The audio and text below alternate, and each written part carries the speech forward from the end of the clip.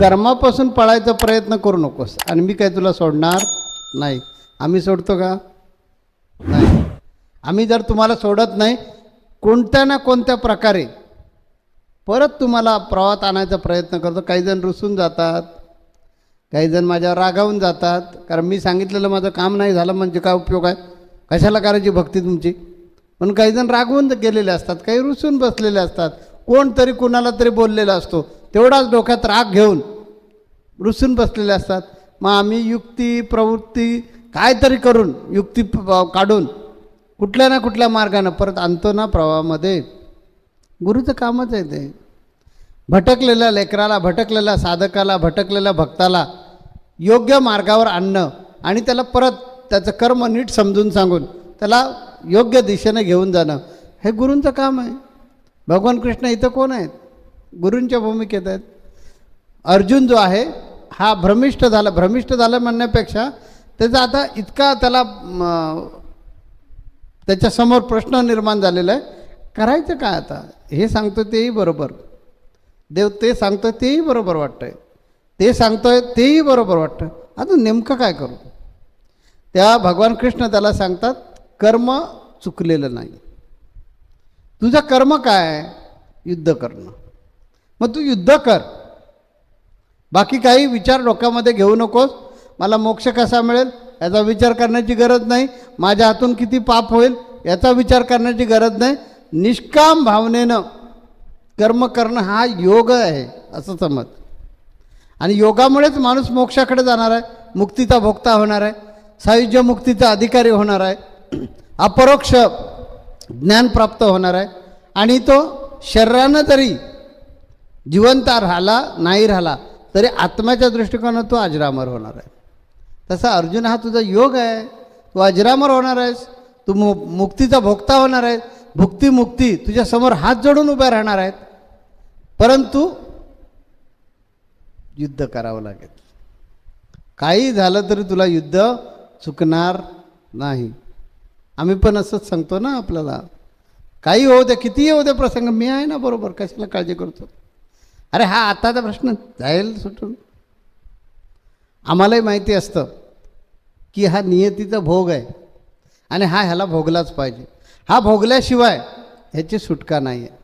त्यामुळे हे आलेलं जे संकट आहे, या संकटातून मी ह्याला वाचवू शकणार नाही आहे, क्षमता असली तरी आणि क्षमता नसली तरी.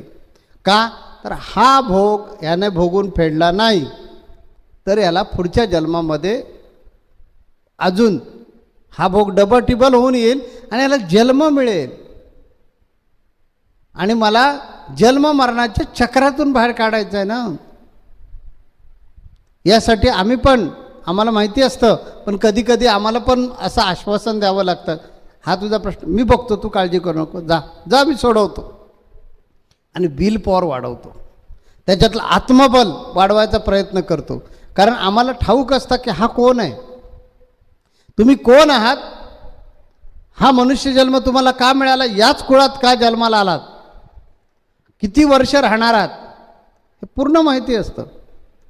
मग ते सांगून चालतही नसतं आणि तुझा हा प्रश्न सुटणार नाही असं निराशी करून चालत नसतं. तुमच्यामध्ये नैराश्य आलं तर अजून भरकटत जाणार आहात. जसं अर्जुन भरकटत चाललाय, आता त्याला सगळं ज्ञान मिळतंय, समजतंय, पण नेमकं काय करावं हे कळत नाही. तो युद्धाला घाबरलेलं नाही, त्यामुळे त्याला आश्वासन देणं आवश्यक आहे. म्हणून परत असं गोल फिरवत फिरवत फिरवत फिरवत फिरवत भगवान कृष्ण म्हणतात, तुला युद्ध नाही चुकणार, युद्ध करावं लागणार अर्जुना. तू काही विचार कर. अरे बाबा, जे कर्म सोडून पळायचा प्रयत्न करतात,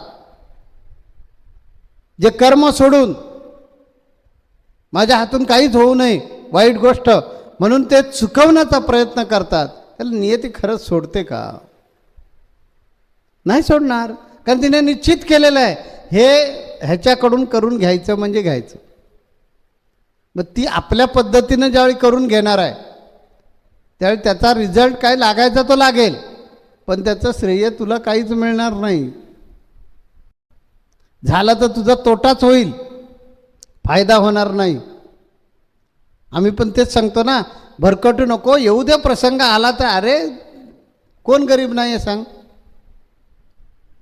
आपले तिरुपती बालाजी जे श्रीमंत देवस्थान आज जगामधलं आपलं आहे, हिंदू धर्मातल्या जगामध्ये, हिंदू धर्माच्या विश्वातलं 1 नंबर श्रीमंत देवस्थान, त्याच्यासमोर पण हुंडी बांधलेली आहे. का तर त्याच्यावर पण कर्ज झालं होतं. मग आपलं काय, कर्म किंवा कर्ज असू दे किंवा गरीब श्रीमंती असू दे, ही प्रार्थनाप्रमाणे आलेली आहे. प्रसंग असू दे, आनंदाचे नंतर दुःखाचे प्रसंग असू दे, हे प्रार्थनाप्रमाणे आलेले, नियतीने ठरवलेलं आहे. याच कृष्णाचा नातेवाईक अभिमन्यू पुढे युद्धामध्ये आपल्याला माहिती आहे की तो रणांगणी पडणार आहे. देव समोर असताना प्रसंग आलाच कसा. तर हे अर्जुना, हे सगळं नियतीनं ठरवलेलं आहे. आता काढून टाक डोक्यातलं बाबा, आणि तू बाकी काही मला विचारते, माहिती सांगतो मी तुला. तुला उत्सुकता आहे हे सगळं जाणून घ्यायचं, ते सांगणार. पण युद्ध टाळणार नाही, युद्ध चुकवता येणार नाही. त्यामुळे आपल्याला युद्धाचा निर्णय हा पक्का आहे, तो करायचाच आहे. त्यामुळे तू निष्काम वृत्तीनं सामोरं जा. आता त्याच्यावर भगवान कृष्णाने हे सगळं सांगितल्यानंतर